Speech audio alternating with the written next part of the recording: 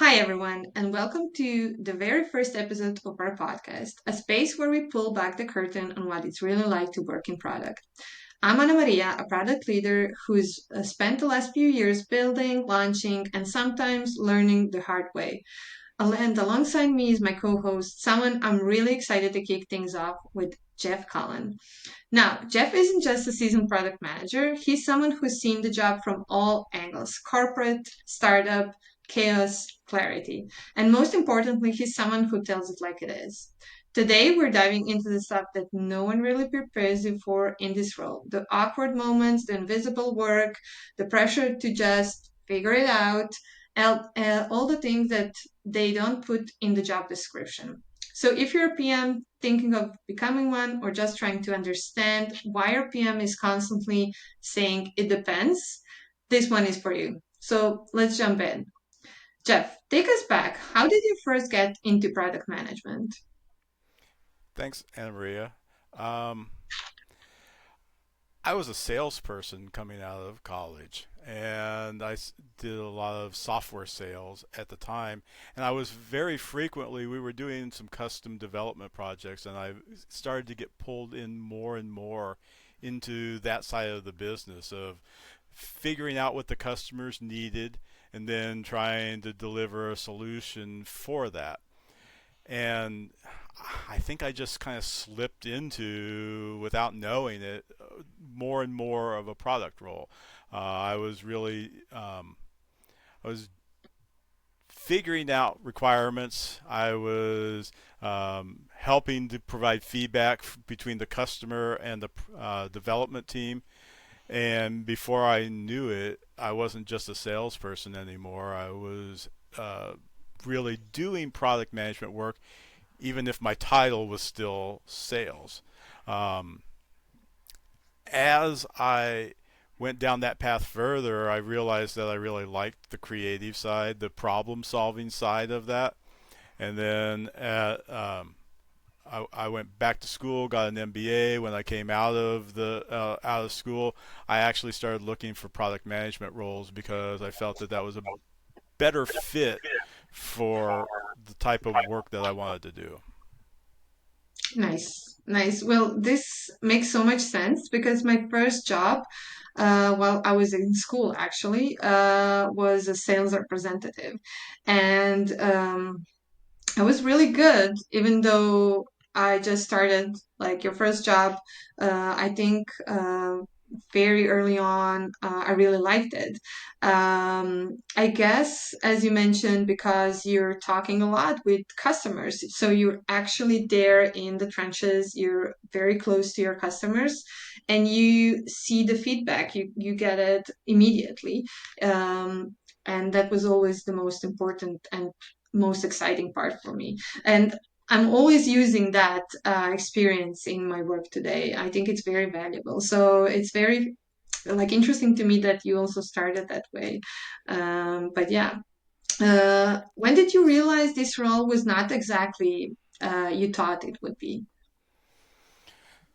I think I realize that every day almost. It's one of those because the role of a product manager can be a bit of a moving target, right? And different companies will define the role differently. In some organizations, the product manager is really more of a product owner role.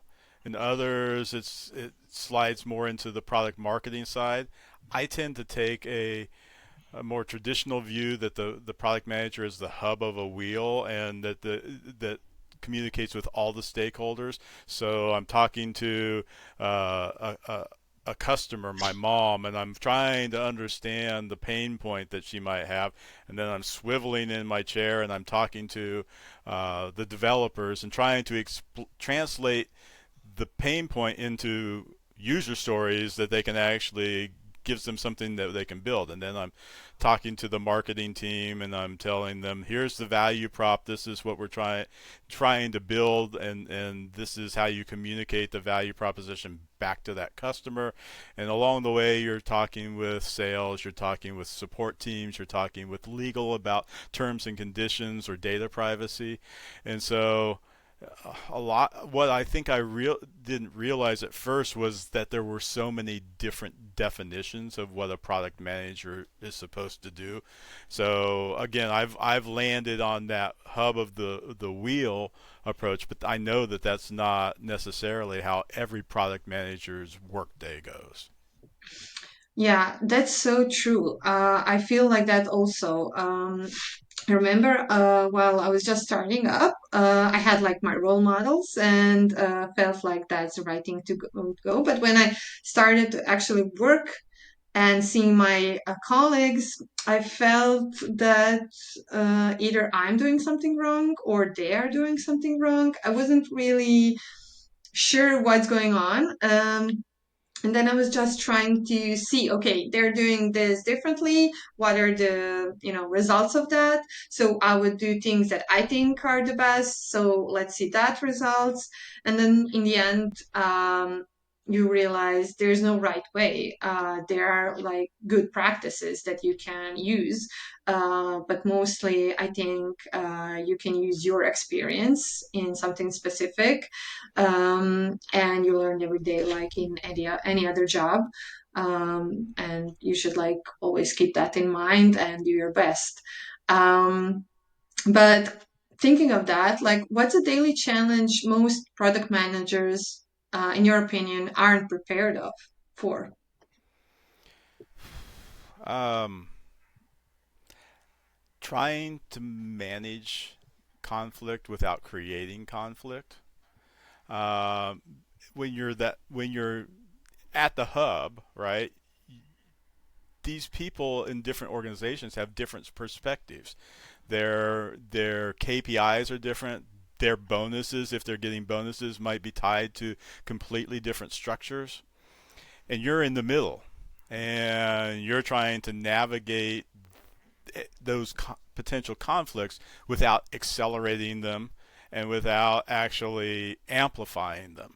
And so, to me, that managing the people on the team, managing those stakeholder expectations, is very frequently one of the things that I think people just aren't really prepared for, and don't necessarily. We don't always have the toolkit to de-escalate conflict.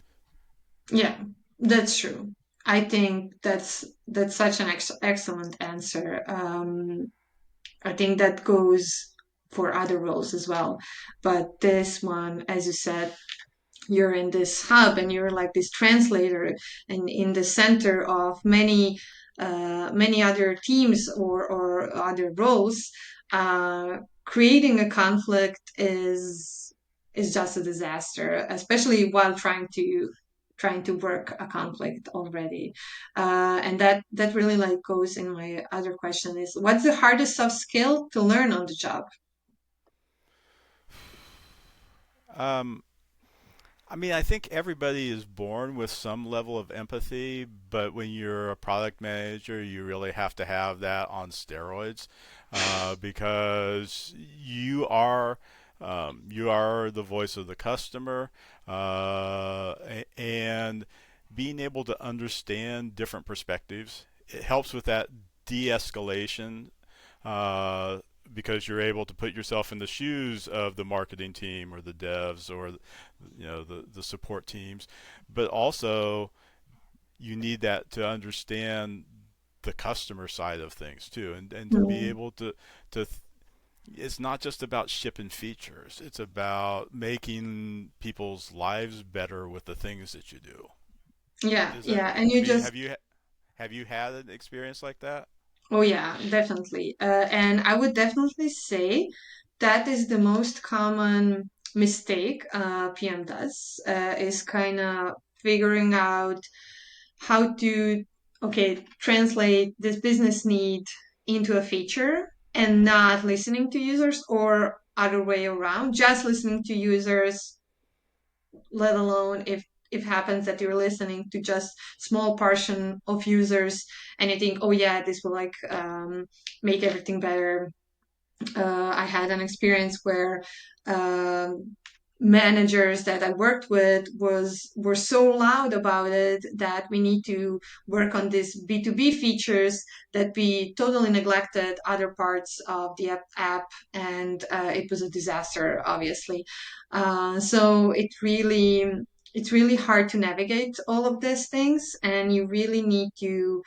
I think what helped me in that position was to literally just stay calm and to reflect on what, just kind of, get out of this situation for a bit with clear head and prioritize and see, okay, like, uh, analyze what this manager wants, what actually is the thing that we should do, and try to make up these things and see if we can kind of at least test this thing that a manager wants to, if he's like so persistent, and then show him results, and meanwhile have this plan B with the exact thing that we should be doing all the way. So it sounds like politics a bit, but I think sometimes if you're in a very bad situation, it helps. But yes, I feel that's something where it's very easy to stumble, especially if you're young. Like a junior PM or whatever, and you don't have much experience. And then when you feel pressured, I think it's very easy, to just give away, and, do whatever someone who's more senior or more aggressive makes you do. But you should always just try to stay calm and find a way to communicate what's the best thing, because you are in the end the one responsible for making those decisions. But yes, so that would be the case also where I felt sometimes stuck or ineffective. And that is what helped me to kind of get out of it. Do you have like your example? What have you ever felt stuck or ineffective, and what helped you? Um, well, a lot of times, if you have data, leveraging data instead of trying to make a best guess decision is for me is a way to get unstuck. Um, Getting fresh perspectives. A week or two ago on LinkedIn, I posted the idea of think about the person who you would least likely ask for input on this, and then go ask them for input. Because you're going to you might end up getting um, an answer that you're just not satisfied for. They might not know. There's a reason why they're the person you're least likely to ask. But you also might unlock the one thing that you wouldn't have come up with without having that conversation. So when you're stuck, finding feedback, whether that feedback comes from data sources, whether that feedback comes from people as sources, I think that's getting out of your head is a good way to get unstuck. Yeah, yeah, that's so true.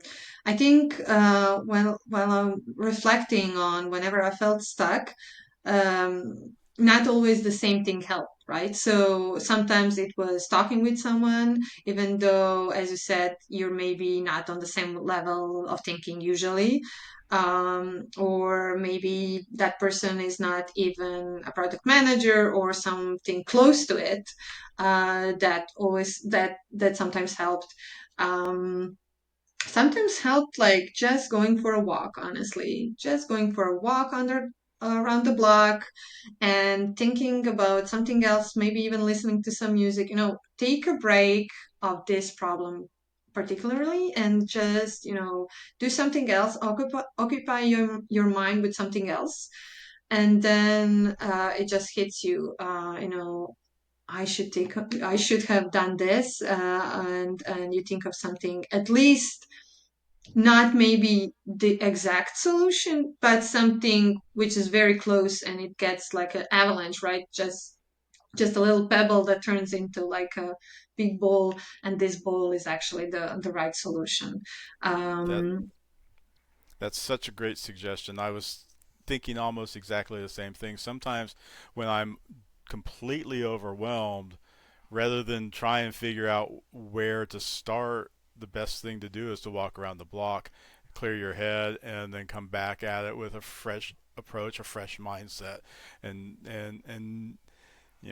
it might feel counterintuitive when you're stressed out and you got a pressing deadline to hit the pause button and go play a video game for a half an hour or walk around the block a couple times.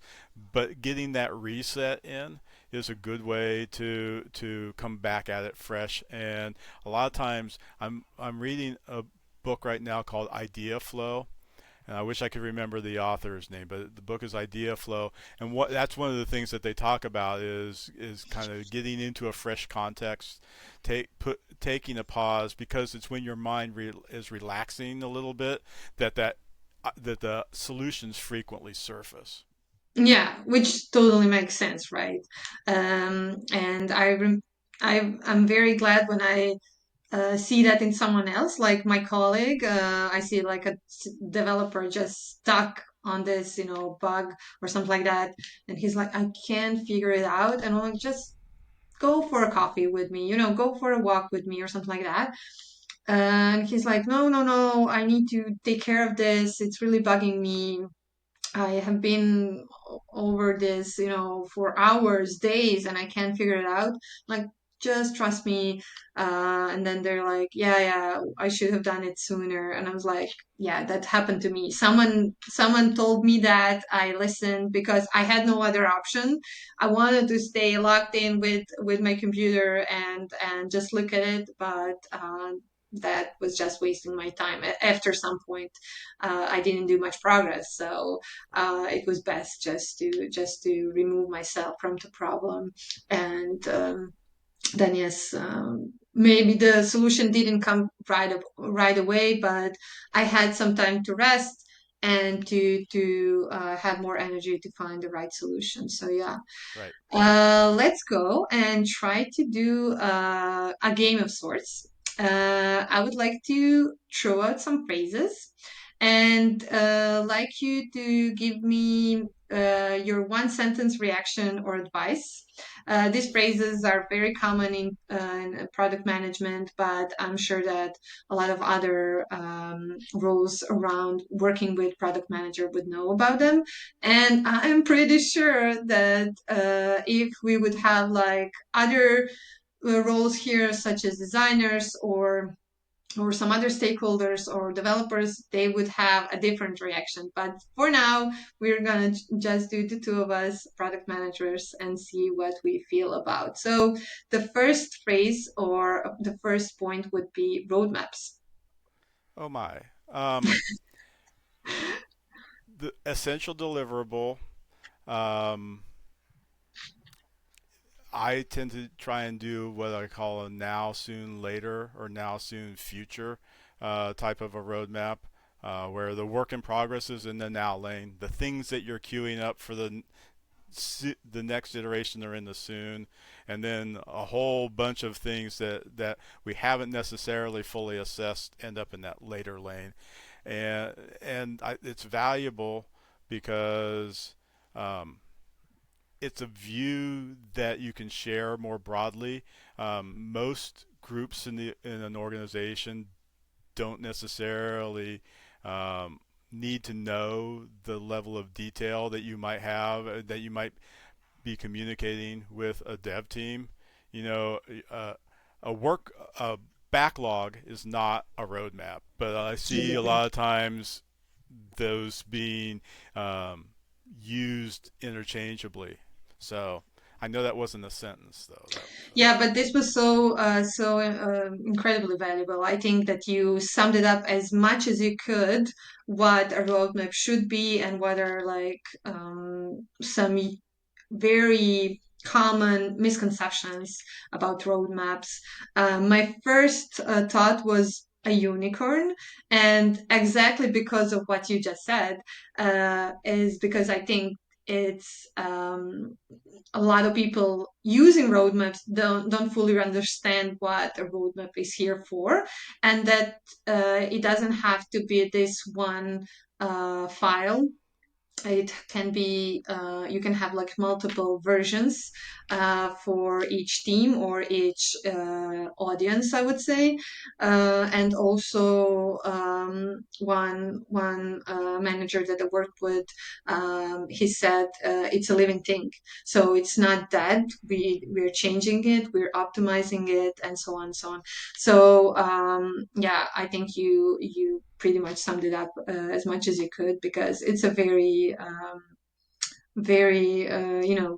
a point, a phrase that is used very differently for different roles. So yeah, I think that's pretty much on point. The other phase would be stakeholder management.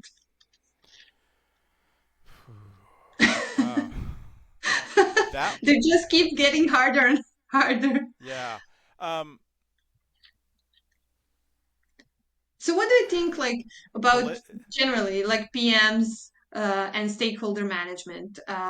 Like, should it be only the responsibility of PMs, or some other team members should be there responsible for that as well? well, Um, I mean, so stakeholder management for me, one of the things that I try and build is a product team. And you've probably heard the product triad: developer, designer, product person. I I'm okay with that. I don't love it.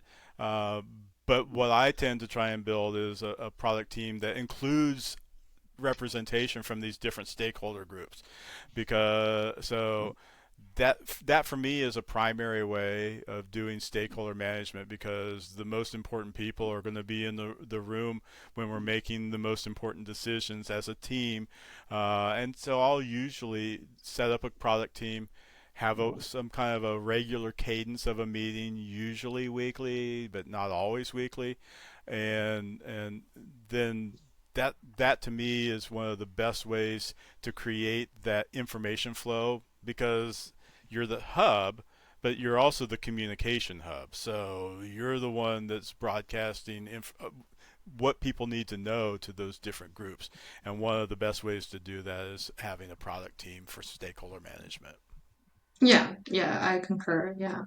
I agree. I think also while I was listening to you, um, I realized that stakeholder management, whenever I got that question, for example, in an interview or somewhere like that, I would always focus on answering the question while talking about people who are not the part of the product team. But actually, I think most of my experience with stakeholder management was managing the people in the product team, and also trying to help them and trying to like motivate them to understand those other stakeholders there are, like, because I think when you're working on a product, which I think happens for a lot of people, not only if you're a product person,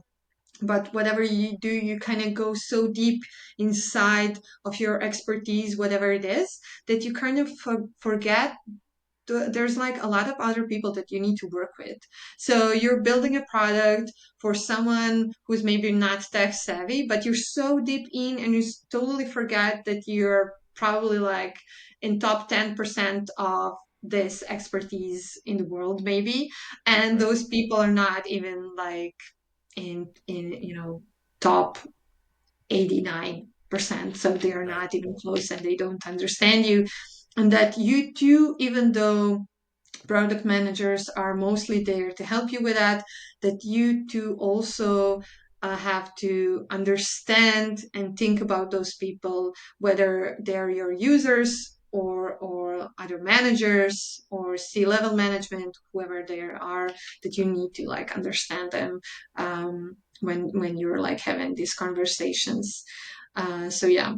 Okay, so let's go into another one, which is MVP. I'm not a fan.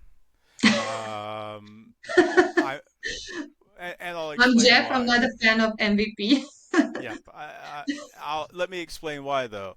If you get five different people in the room, and you ask them their definition of viable, you're going to get five different answers of what viable is. If you've got C-suite people in the room, when they hear viable, they think I can start to generate revenue from this. So whereas the product team minimum viable product might be the core feature set that we thought we could get in the timeline that we were given to be able to ship and hit that timeline. It's not a mesh, right? So if I'm trying to get alignment between the different teams, I'm not going to use the word viable in what I'm trying to drive people to build. So I choose to use the word sellable, minimum sellable product, because sellable brings a lot of clarity with it, right? Hmm. If I say I'm building the minimum sellable product and people aren't ready to give me a credit card number or cut me a check, it's not sellable yet. So we got more work to do. And now everybody's on the same team, right? It's like, okay, we know we're trying to drive revenue on this. If you are um, unless you're in the business of endlessly creating prototypes, building a sellable product should be what your goal is. Oh, I love this so much. I think I will definitely steal this one, minimum sellable product, because usually that's like the hardest thing that everyone in the company, startup, whatever, needs to accept. Yes, this is a good idea, but is it sellable? And we are focusing on that. It can be a good product, it can be a good feature, but if it's not sellable, or if it's not useful for the company product or whatever in some other way, um, then that's it. That's pretty much there's a decision, right? So I think also what helps is, like you said, using viable is such a stretchy term where if we use sellable, everybody knows what it is. And I think that when a person hears that, will automatically have that in mind while figuring out the solution, figuring out what it is. So yeah, I think this is a great one. How many Um, times have you been on a team where the 1.0 version, you get it out there and you immediately start getting feedback from real customers that is not there yet? And so you have to go back and add some features, and then the 2.0 version becomes the MSP yeah, because you didn't get feedback early enough in the cycle to be able to incorporate that feedback. So you launched with something that wasn't sellable. You start to get that feedback, you put it into the 2.0 version, and the 2.0 version becomes the MSP. But if you were maybe asking those questions from potential customers earlier in the cycle, when you're thinking about the product, you might be able to actually launch with the minimum sellable product without having have to be the 2.0 version. exactly. Yeah, that's so true. And I feel like very common. So if you would maybe start with the point of trying to figure out MSP, maybe you would get it sooner also. Right. Maybe you wouldn't have to wait for 2.0, but now you had to because you just got the feedback. Yeah. Yep. Okay, this one is a good one. User research. I wish we could do more of it. Very frequently, we end up looking for proxies to do that because we don't either have the budget, the resources, or the time to be able to do a proper job of user research. But it's really an important piece of this. Um, we make guesses, we have hypotheses, but validating those is really an important part of the development process. Exactly. And I would really love this to be, I don't know, if someone is listening who wants to build a product that really focuses on this and understands how important this is, um, I just talked with a colleague like 2 days before, 2 days ago, and she told me that she got this like offer from a client. It's a startup, and they have an idea, but they don't know. They can't rephrase. They can phrase it. They can't really put it in words. But they're looking for monetize as soon as possible. And if he would be open to just use user research, at least they would get to somewhere.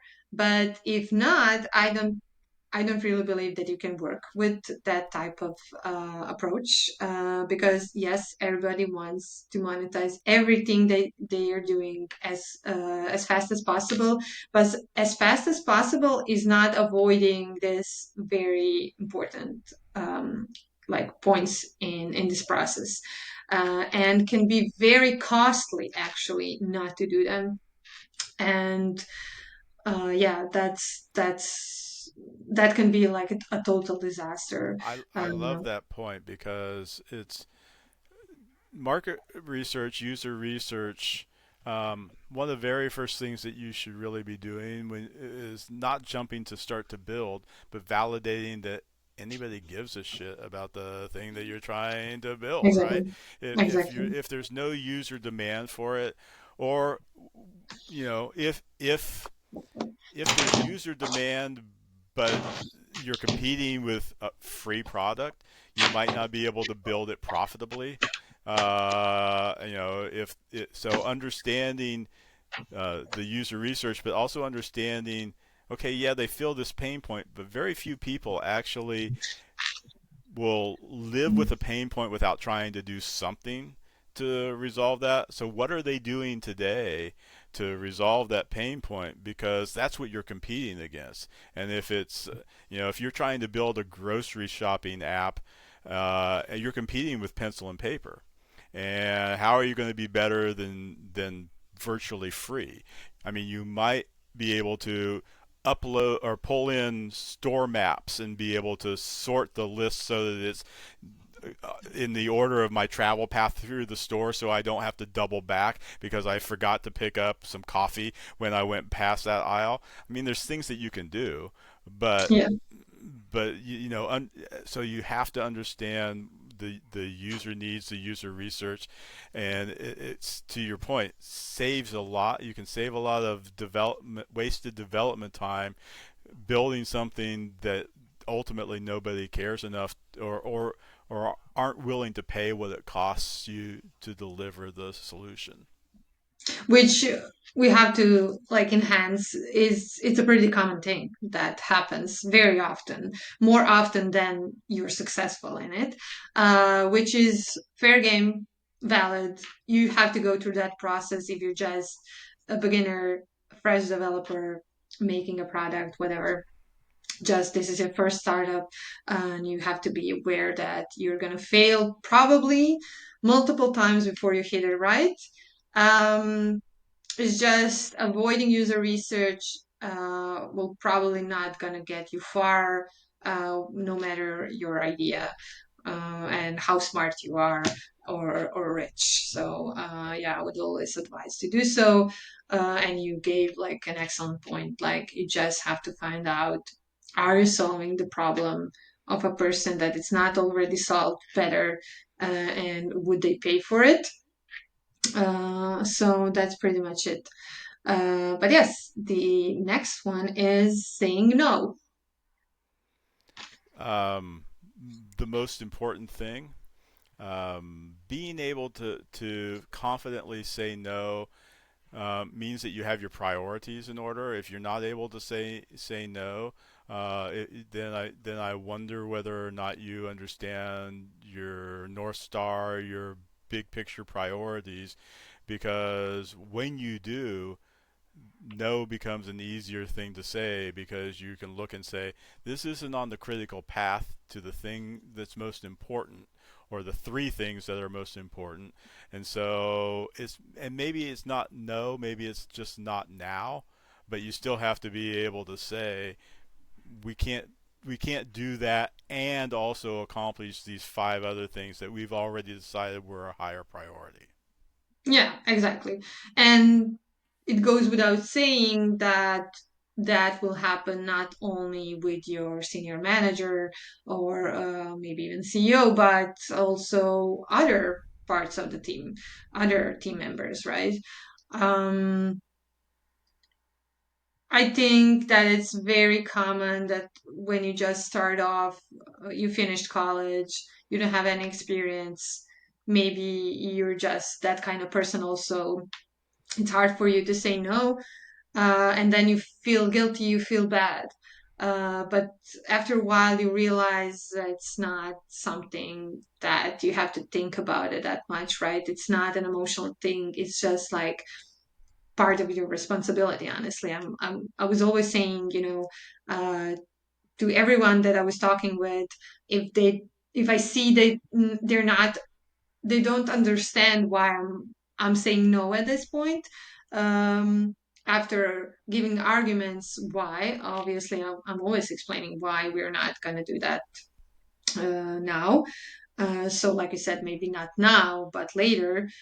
Um, but also, I would always say this is my responsibility. So don't take it personally. I have to say no to everything that's not so close to, like I said, North Star. Like that's not, that's something that will not help us at this point, and we are sure of this because so and so, and also we don't have a place in roadmap, and this has to stay, and so on and so forth. So yeah, saying no, I think it's like very very important for everyone to to learn that, no matter where they work and what's their position. But yeah, this is a very popular one, product manager versus product owner. Uh, well, I think product owner is a very, very difficult job. Um, Trying to stay ahead of a dev team and make sure that you've got user stories queued up and ready to go so that they can keep going.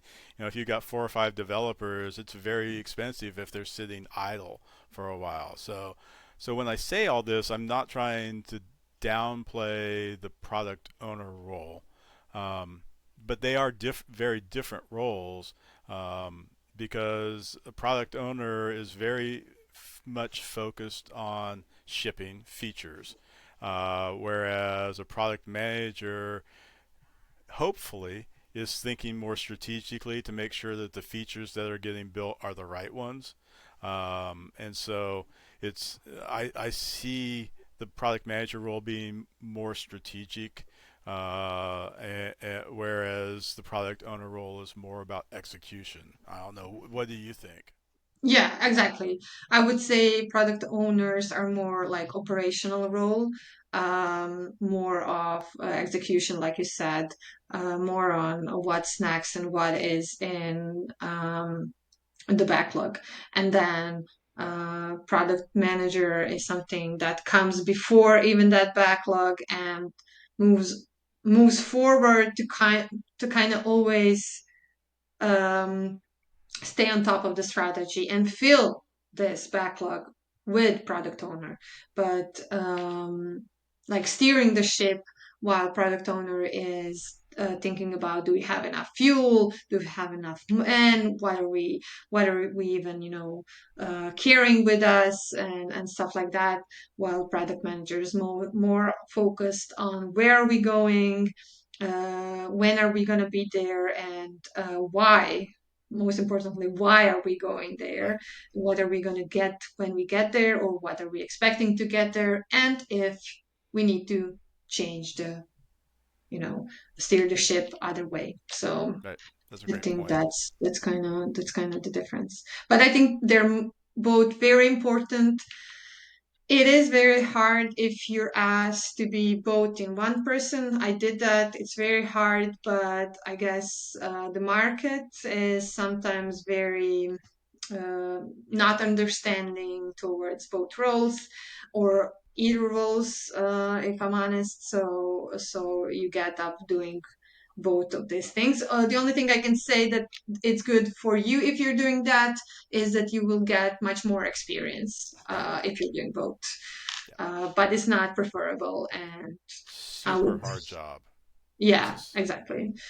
But yeah, the last one would be my favorite as a cherry on top, feature request from the CEO. handle with care. It's um, Caution, danger, alert.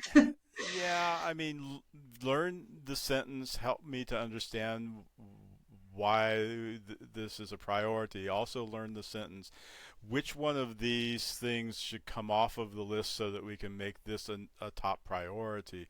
Because very frequently you're sliding a feature request over the top of things that have been previously reviewed, prioritized, vetted, and if you're going to say no, you're probably going to say not yet or not now. You're also you should potentially have data to back it up if at all possible, to be able to say, well, we're working on these three things because we did our user research, and based on the user research, these were the top three priorities. We can always accommodate requests from the CEO, from the C-suite, um, but you should, I think, bring them in and force them to help you restack the stack of things that you're trying to do. Yeah. Did you have like any example of when it went wrong? So you got a feature request from a CEO and you tried. I don't even.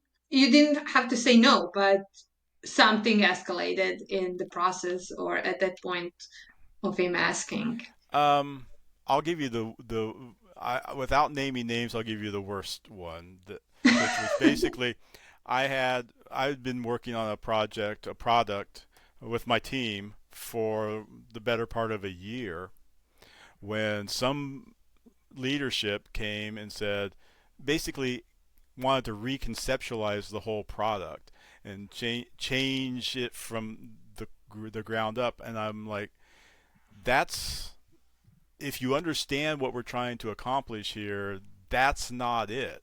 Yes, it solves a different problem, but let's solve the different problem a different way and not do what we're doing here.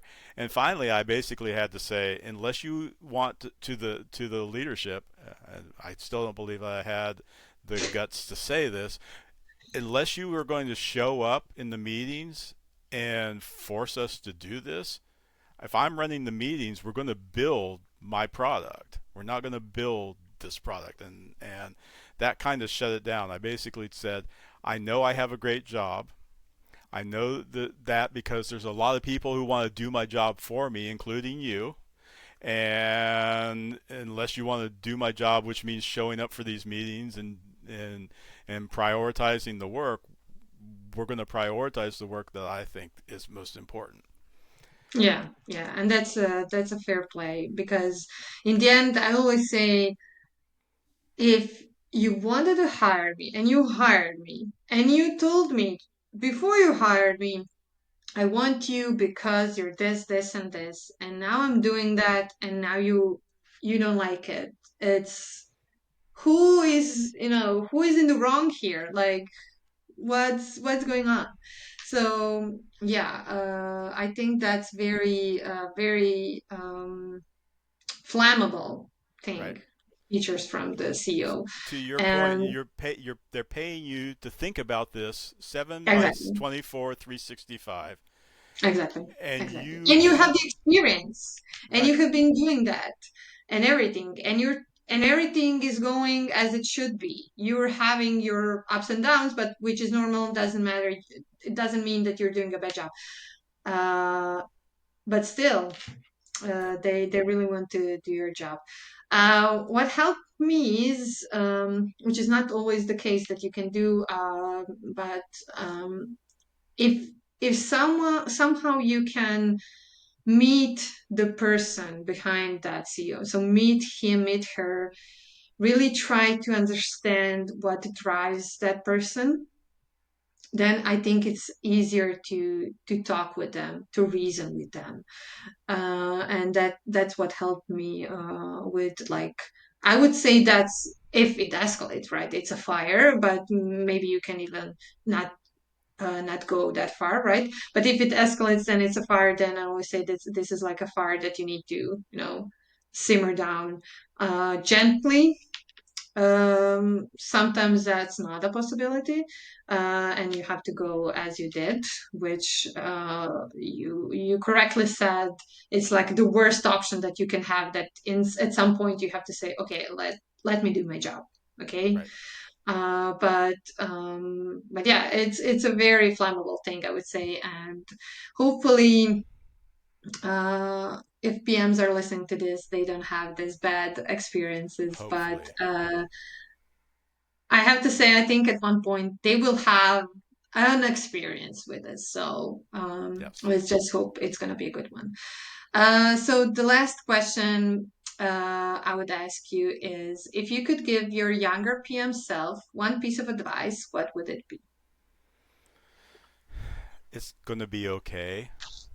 And that's Oh, I think that that's just good life advice in general.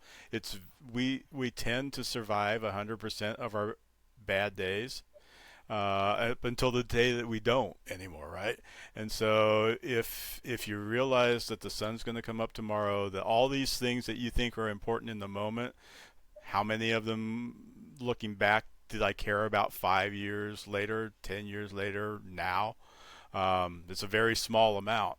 And so we get very tied into the drama, the politics, the that it has to be a certain way. But these things have a way of sorting themselves out and working out. So try not. I mean, it's important to do our jobs and to do the best that we can.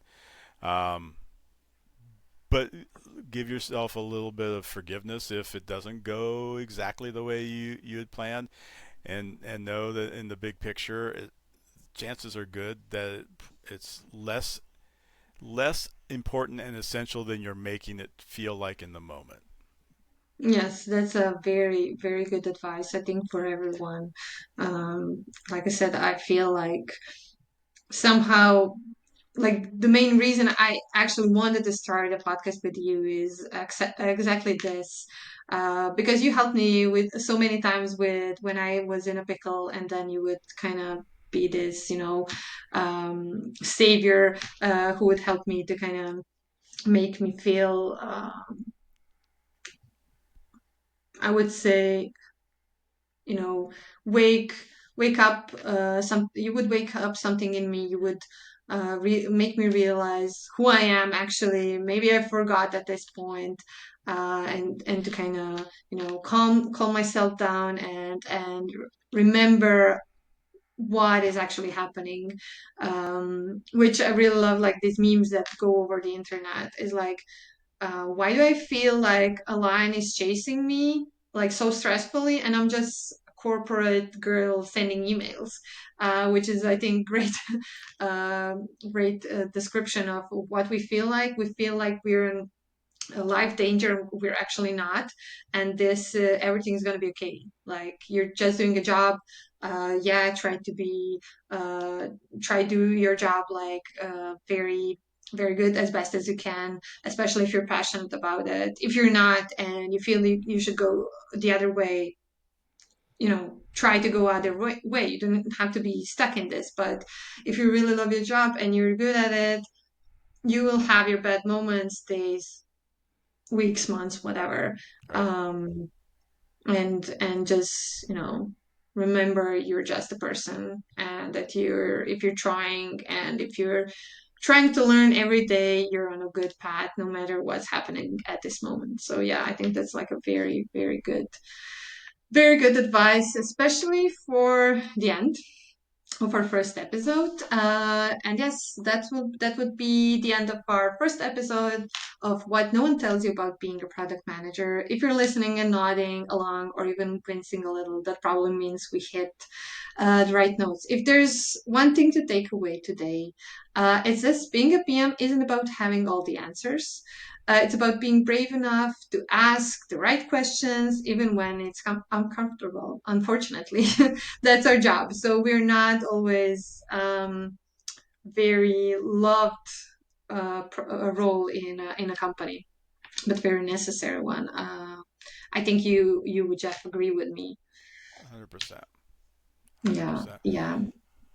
So I've enjoyed having a conversation. I knew we would have a good conversation.